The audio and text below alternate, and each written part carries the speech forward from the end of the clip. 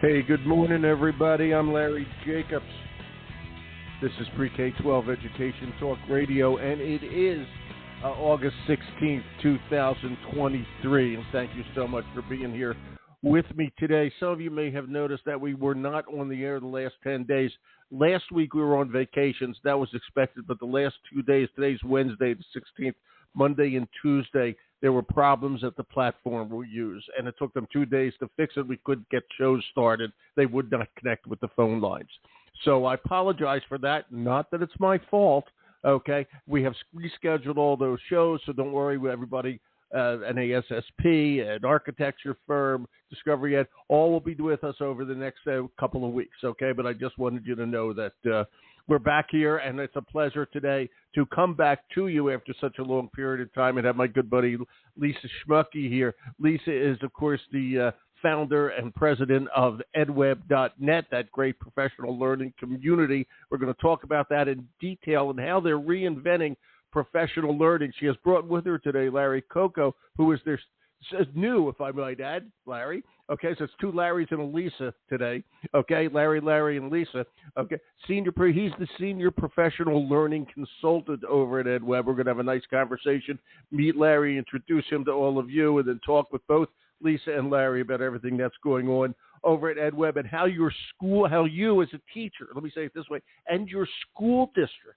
Okay, EdWeb, you can sign up as an individual educator, but you can also sign up as a school district. We're going to talk a little bit about that today as well, just to make sure people understand all the value of EdWeb. Lisa is one of my oldest friends in the industry, and what she has built is absolutely incredible. I want to remind everybody, everything we do here at the American Consortium for Equity in Education is over at our home website, which is ace-ed.org. And go over there. Everything's free. All right, we have our magazine, nice issue, just came out a couple weeks ago, a back-to-school issue, and that's of Equity and Access. You'll see the cover. Just click on it. We have all of our podcasts over there, tons of information on Equity and Access. Our Equity Awards information is there as well, and we hope you'll participate in that as an individual educator, as a company, whatever. Look at everything about the Excellence in Equity Awards. We want you to be part of everything we do. We do care about equity. Believe me, we really, really do. And we want your thoughts, your help, etc., your guidance. What can I tell you?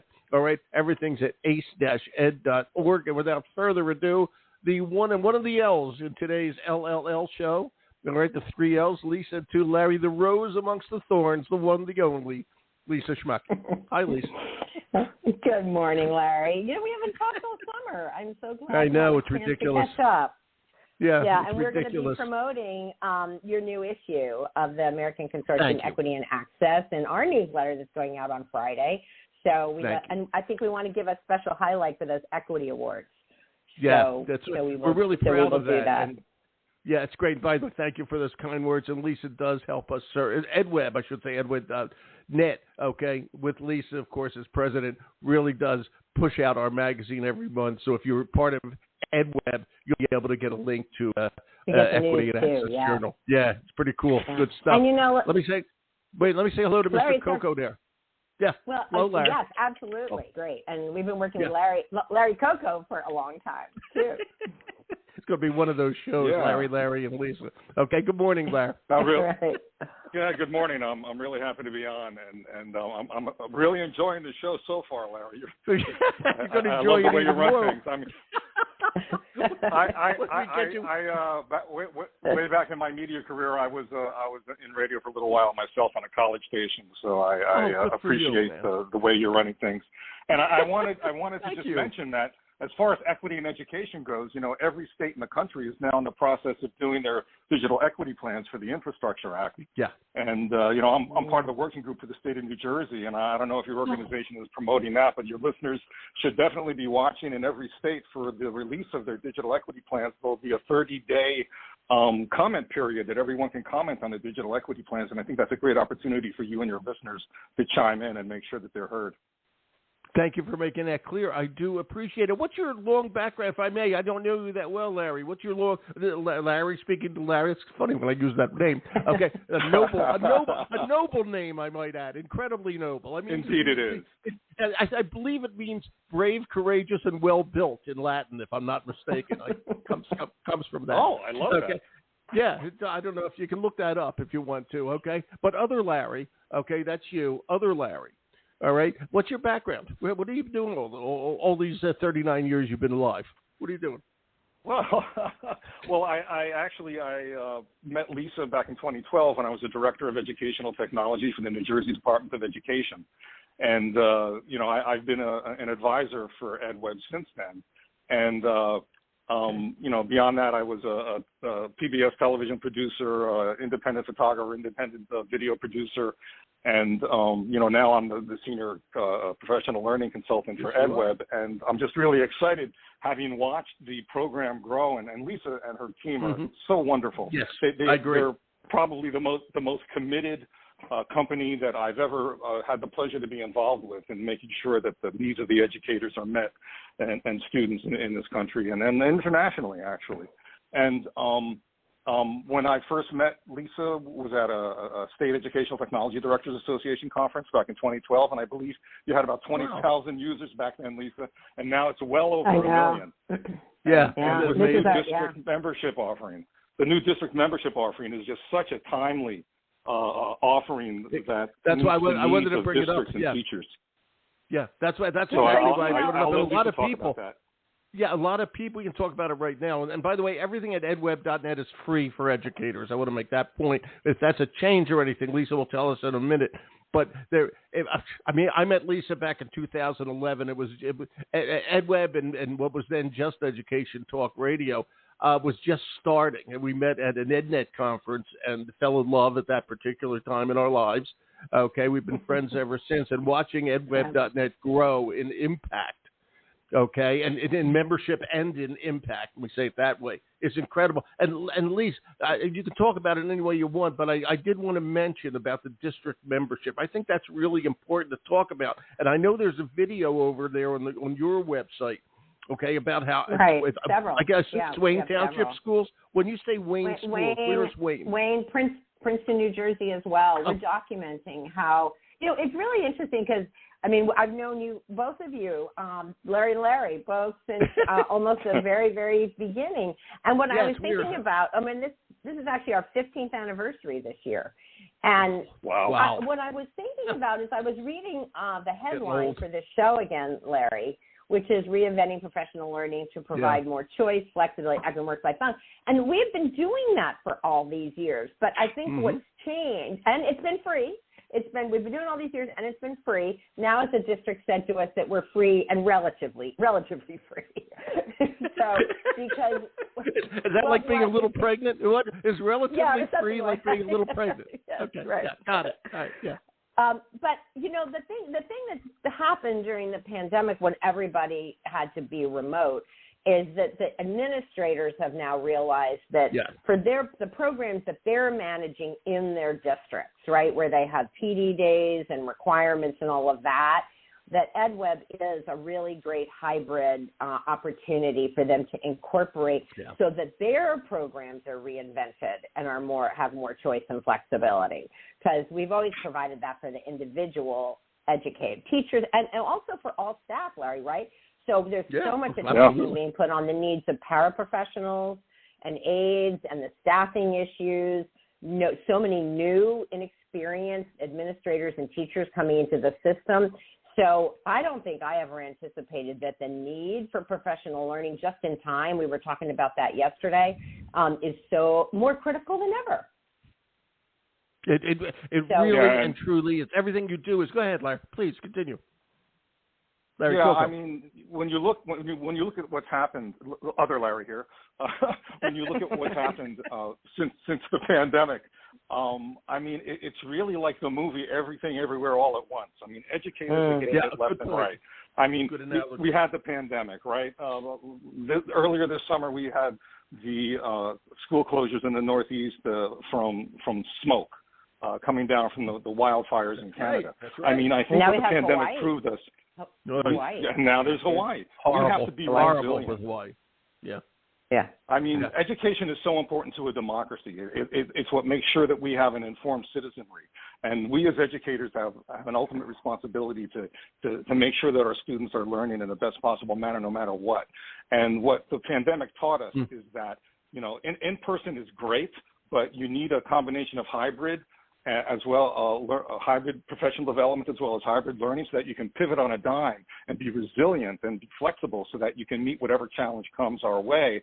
So there isn't this huge gap in learning, which we're still recovering from in the pandemic, not to mention all of the mental health and SEL issues. Exactly. I mean, everyone I talk to, I mean, my daughter is a 6th grade science teacher.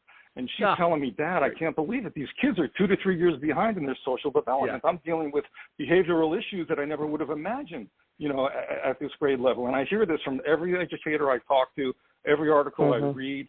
And what we provide at EdWeb is just-in-time learning that's already in the archive, that the teachers can, access the content for free and do a search and find out if they need some classroom management tools. We have webinars on that. If they need to figure out how to help alleviate gaps in reading skills, we have plenty of webinars on that. Math.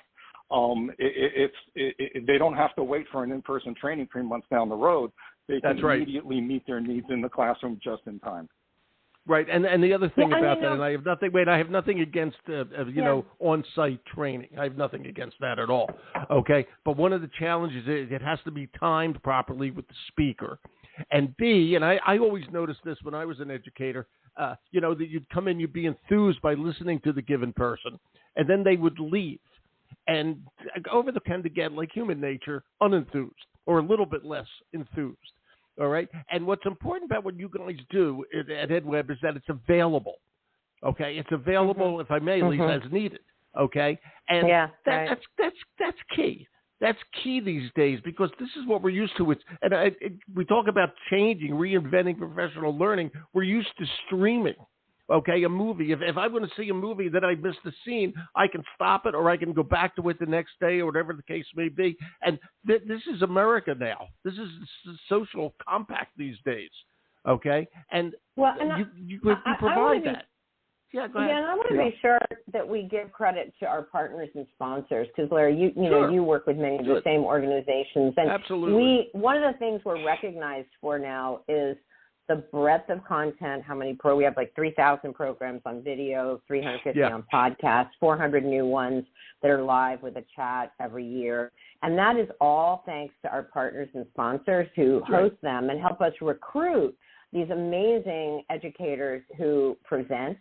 And it's sort of a crowdsourced model for doing this. And I think that's one of the things. And we were talking with we were talking with a state educator yesterday who was scrolling through, looking at the programs that their state educators had watched. And, the topics that were coming up to both the things we're talking about here, trauma, reading, it becomes an eye-opener of how wide the demand is and how no one person can provide it. You need a crowd to be able to do that. And the other thing that happened this morning that I was emailing is we've been contacted by an education organization in the Ukraine who found us and needs programs on learning loss for teachers and students in Ukraine. And we are literally emailing back and forth this morning about could we translate some of our programs into Ukrainian, or even host a program quickly now for them before the school year begins. I hope that works out very quickly and very well. Pretty amazing. That's wonderful. That is. And how the global community can come together quickly in this day and age. We can use technology. We can use our ability to connect with each other for good, and that's really so rewarding when we can do that. It really go ahead, Larry. Please. I like to characterize edweb.net as a collaboration engine. I mean, we're all in this together. Larry. I like that. Yeah. We are all in this together. We all have these incredible challenges. I am so proud of the American educator community. I mean, I think one of the toughest jobs in America now is to be a principal or a superintendent or a teacher. Absolutely. I mean, this is an existential challenge of our time. To be an educator. Right now. An educator. Yeah, especially in a democracy. I mean, we're so a democracy is only as good as the intelligence and the knowledge of its citizens, and educators have taken that challenge, and they've met all of these challenges that we throw at them. And one other important point about how flexible we are with EdWeb and the availability of the programming on demand is that, you know, it helps with teacher retention. It helps prevent teacher burnout because we're giving them what they need when they need it. I think it was Princeton, right, Lisa? One educator said after a few sessions that, you know, thank you for bringing the joy back to professional development. I mean, I think that's one of the highest compliments we can get. Boy, that is really nice. And you know what you just said, Larry, is going to get into that. So let's talk about that for a second. To me, proper professional development now is the key to teacher retention and also to teacher recruitment. Okay, promising that they will get a lot of professional development if they come to a given district. Okay, because teachers are out of time. They're under a lot of stress. Both on the job and politically, I have to say. For some reason, this has become like a thing. Okay, let's attack the educators like they're doing something wrong. Okay, and I'm going to agree with you. It doesn't matter if you're here in Maine, you know, or in the heart of Alabama, or in the wilds of Montana. Every educator wants every kid to learn as best they can. Nobody's against that. Okay, everybody wants that. All right, but in order to retain them these days, things have changed. And I want to get into that for a second. If things have changed, we have to provide them with what they need now. Okay, it's that simple. And Lisa, I wanted to ask you or Larry. I'll throw it to you, Lisa. What are the hot, and I know what they are, but I want you to articulate it. The hot button issues that they're looking for on EdWeb. Okay, as you obviously you know 1, 2, 3, 4, 5. What's the biggest, et cetera. Just talk about what teachers are really looking at, not generic, but literally the top 5 or something. What do they need these days, right now? Well, I would say, I mean, in general, a science of reading is very, very big right now. All the change in the instruction reading methods, putting the re-emphasis back on phonics. Absolutely. So that's really, really big. And to what you were talking about before, when we talk to districts now, it isn't just about supporting math and reading and the academic areas. They all want to provide a wellness. Educator wellness is, you know, a part of that as well. The wellness of the whole community is a part of the professional learning and development and support. Yes. So, you know, if you go back to when we first started, it was much more about just the tech, you know, using an iPad, one-to-one initiative, things like that. But, you know, this is really about how do you help the students that are struggling the most, special needs students, particularly because they're being suffering the most in this, because often if there's a teacher shortage, they're pulling from the staff, from those students for their general education needs. That's right. And the inconsistency in staffing for a special needs student has a much more serious impact than if you're, you know, changing staff on students in a regular classroom. So the needs are so overwhelming. But as Larry says, it's just unbelievable the passion and the dedication of administrators and teachers and paras to help their students. It just comes through in all of our chats that's what really motivates everybody in this industry. I would agree. Larry, you want to add anything to that, if you want to? Lisa's right on the money, and emphasis on wellness and mental health is so important. I mean, we did EdWeb did a mental health week, lunch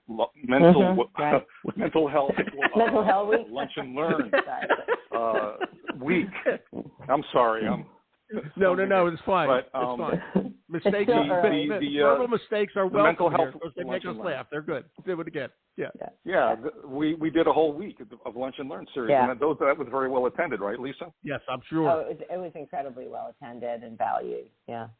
And that's the new thing we're doing, Larry, is doing a week-long deeper dive. Actually, Lexia, a wonderful sponsor of ours, started us with an idea. They did that's another important topic is multilingual language learners, ESL, ELL. There are many ways people are thinking about that now. They did a week of that in the fall, and they did Science of Reading in the spring. They're coming back again with Bilingual Ed Week in the fall. So a week of a deeper dive, and we're looking into that for AI. Another one is through our friend Kathy Hurley and Cynthia Schultz. So we've connected on the issue of trafficking of young students. Yes, human trafficking of students in the United States. It is an issue that is much, and so we need to bring awareness to families and schools that this is out there. What I have to ask, because this is the first I've heard of this, Lise. What are you talking about? I'm serious. What is this? These are people working in the United States to groom young students and draw them into whether it's for labor or for sex. It's really scary, and it's something that the students need to be aware of how to avoid getting into those situations. Yes, and educators need to be aware of the signs. Yeah. Oh my God. Educators need to be aware of the signs and to look out for them also. Yeah. Exactly. Wow. So there's an organization, Three Strands. Yeah, an organization called Three Strands, and it's come about because of people in this country who've had experiences with children of friends or family members, children of family members who've been drawn into this. It sounds like the old, what was it called? Don't do drugs campaign, just say no. Mm-hmm. You know, it's that kind of a thing. It's an awareness of a social problem out there that affects kids. Yeah. Okay. And I never even thought about trafficking or whatever, and certainly never thought of it in terms of schools and how schools are could be or not possibly necessarily schools, but schools have the opportunity to do the education for the kids. That's what I mean. Right. That's what I meant. I was going to finish that sentence as I realized that I was saying it improperly. Not that schools are trafficking kids. We have to use the schools to teach kids and parents to avoid such horrible situations. It's that's a little off our main topic here, but it just shows the issues that schools are dealing with or need to do. Homelessness is another one that districts are telling us they need professional learning and support on. So these are just such difficult social issues and problems that all the schools can have a role there. Because they're dealing with the behavior of students who are involved in those situations, or they could provide prevention programs for them and support and help. Absolutely. I'm going to ask you another question, Lisa, and to me this is extremely important. I don't want to just say the words education schools of education at colleges. As you know, they're having a lot of trouble getting students. Many of them have shut down the schools of education. And B, you get somebody into the school district and they don't stay very long. Okay, because it's not what it was cracked up to be. Okay, and I'm curious. EdWeb.net presents a very clear picture with very clear solutions on what it's like to be a teacher. All right. And I always felt this is missing. Sometimes the education schools, and they admittedly are behind the loop here, and with what's going on in classrooms, admittedly they are. Okay, they need to be more realistic about what students are getting into, which will help the students understand what they're getting into and stay longer.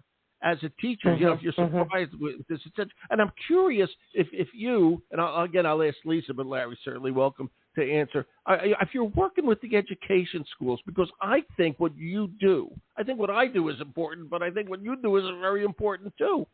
I mean, they have to understand what's going on in the industry, and EdWeb makes that pretty clear. What's your thoughts on that? I'm so glad you've raised that, because I always have that down that we should be doing more with schools of education. Me too. And we are doing more with some higher ed institutions on other topics, but we need to have a more focused effort to reach out to them, because they're not coming to us as an institution, naturally. I think some of the faculty are. They don't come to anybody as an institution. They're lost. Yeah. Okay. I'll just say it. They're lost. Yeah. So and I never understood that. Larry, what are your thoughts? I mean, you probably worked with tons of schools of education in Jersey? To a certain degree, and I have to agree with you. I mean, there's a lot of pressure right now in higher education, and it's a challenge for them. It's a challenge for them to evolve their business model rapidly enough to keep up with the changes in technology and learning and the pandemic. And they have to do this while, you know, they're in many cases their aid is shrinking and their student base is shrinking, and they're under a lot of pressure. We've had one college here in New Jersey almost closed down this year. We had another one that was going to close down but got absorbed by another college. Yeah. And so, you know, they're in a perfect storm of difficulty. And you're right. You know, Lisa, I hadn't thought about this either too much, but I think we probably do need to have a better understanding of what higher education can use from us in terms of preparing their pre-teachers candidates for hitting the classroom of today, because things have changed so much in the past 3 years. Yeah, and you know, I'll tell you, you know, we all go to a lot of the big conventions, the big professional shows for educators. All right, and it's rare that we see someone from an education school there. It's rare that we see an education school of education, no matter where the conference might be, from that local university sending education students to this. Because what's at these conferences? Doesn't matter if it's a school board association or whatever. That's what's going on in schools. All those exhibitors are all the products and services that teachers and educators can use, but they make no effort, okay, to come over and see what's new. Nobody cares about the philosophy of education. We need to know what's happening on the ground, and that's what edweb.net provides, solutions to what's happening on the ground, all right? And if they're not going to come to us, if you want to help save the profession, we got to go to them and say, what are you doing? Get your kids involved with us. Okay, get your professors involved with us. It also gives them... That's my soapbox for today. Thank you very much. That's my soapbox. Well, no, and I think it also, as I've always thought, it gives them exposure to the incredible passion and dedication of in-service educators. And if they're trying to decide what level of education to go into, what role to go into, it's career exploration in addition to everything Absolutely. else. I mean, you when you go to ISTE and you see 20,000 people there, all educators, and 500 companies producing products and services. That's the biggest show, but there are many. You get a different sense of what education is, all right? And you can't know education without understanding the products and services. And my point is, and the traumatic things, okay, that teachers are going through, etc. If you don't understand it, you're going to be surprised. You're going to leave.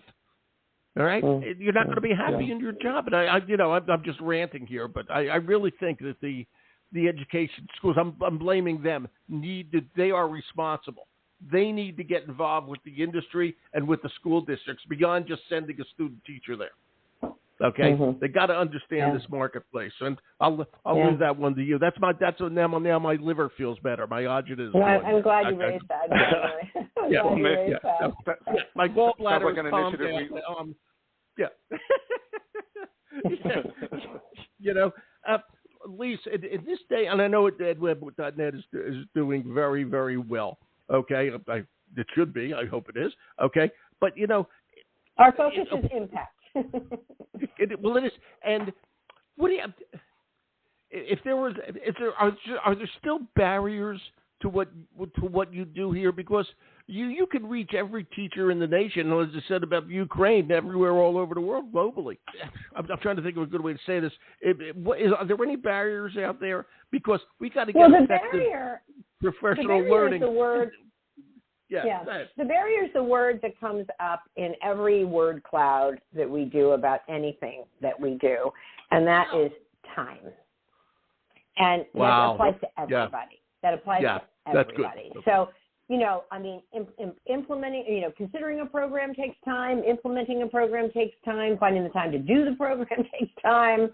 So everyone is just so strapped for time. So we at everything we do, like one of the things, the way we focus on efficiency with our team and what we do is we know nobody has time if people are coming on a webinar, they don't have a lot of time to prepare. They don't, have time for, so we're really super focused on efficiency, but, doing things still takes time. It sure does. And that's that the is power. the one. That's the power of the flexibility of EdWeb, to have all these on-demand, over 3,000 programs on demand right now, and 300 podcasts, over 300 podcasts. Mm-hmm. So you can even listen to it on your car on the way home, back and forth to work. I mean, it's all about the flexibility of the platform and the ability for educators to meet their personalized learning needs when they need it, how they need it, and where they need it. So that's one of the powers of EdWeb. You can watch a video while you cook dinner. You can listen to a podcast while you commute. We have to provide the multitasking options that in-person learning doesn't ever provide that. Yeah, and Larry, I want to ask you this. This is going to be a funny question, okay? But I mean it seriously. Okay, you're the senior professional learning consultant. So let me ask you, and I'm also asking for Lisa's sake. What do you do all day? What is the job that you're actually doing? Lisa said, ask him what he does all day. I'm trying to figure that out. Well, I know what Larry does, because Larry has so many unbelievable. He was also the state ed tech director of the year for Listen CETA. to her come to your defense. So this is great. Yeah. Many contacts in the state and nationally, and everyone loves Larry.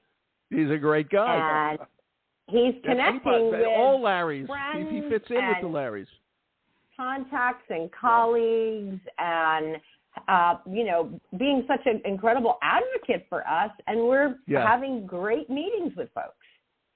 That's great. I mean, I really, really believe in what we're doing here. I just think it's so important. Yeah, I know you do. For all of our educators across the country and internationally. We're in 185 countries. I think we have users. 185. Oh yeah. And I'm just letting people that I know about EdWeb, and I'm not selling anything. I'm just informing people, and it's like the reactions we get are wow. I mean, we had a meeting a few weeks ago with a district, and we were told by the professional development person that the assistant superintendent we were meeting with, was really in favor of in-person learning. And 40 minutes into the call, after he learned how flexible we were and how we complement in-person learning, he said, "Geez, would you send me send me a quote, please?" I mean, we don't have to talk anyone into it. It literally, it's a no-brainer. It's a no-brainer.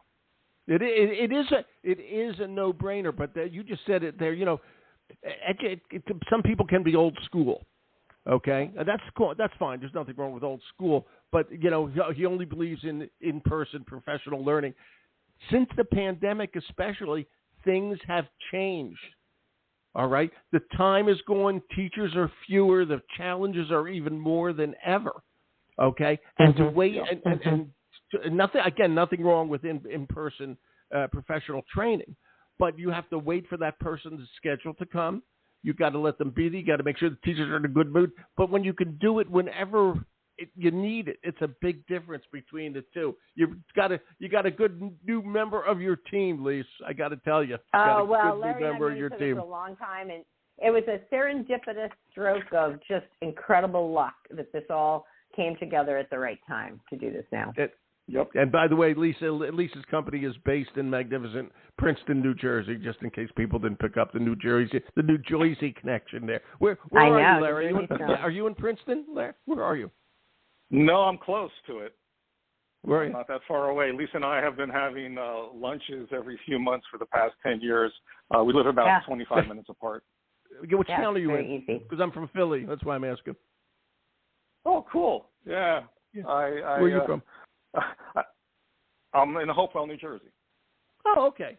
All right. Very good. There you go. I was just curious where you were. Okay. And does your wife know about these? Does your wife know about these Lisa lunches? Yeah, you're going out with a beautiful woman for lunch. Come on. Yeah, she knows. She's met Lisa. It's all good.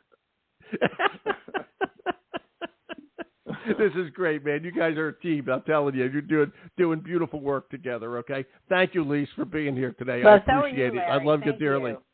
Okay, you're just great. So Larry, it's great to know you. Okay, and please, right. guys, you know this, both of. I hope Lisa knows this. Yeah, we'll come Larry, back again please, soon. yeah, just tap into me whenever, okay, and we'll get it done. Okay. All right. You know that. Thank you, Larry. Thanks for all your Larry. help, Larry, and Lisa. The Larry, and Lisa show. Thanks, Larry. It's great to know you. Please take care. All right. Thank you, Larry. Have a good day, everyone. Yep. Bye. Take care, all. Bye-bye. This is great. All right. Thank you, Larry and Lisa. Then here's the other Larry. Hey, check edweb.net. Just check it out and tell your district. Okay? They got this new district program, which is really good. And, okay, everything is over. We do is the Consortium for Equity. Thank you, Lisa and EdWeb, for helping us circulate our magazine to your wonderful educators. And check out everything we do at ace-ed.org. It's all free over there. Okay? And I'll talk to you again soon. My name's Larry Jacobs. This is Pre-K-12 Education Talk Radio, which is the voice of the American Consortium for Equity and Education. Thanks for listening, everybody.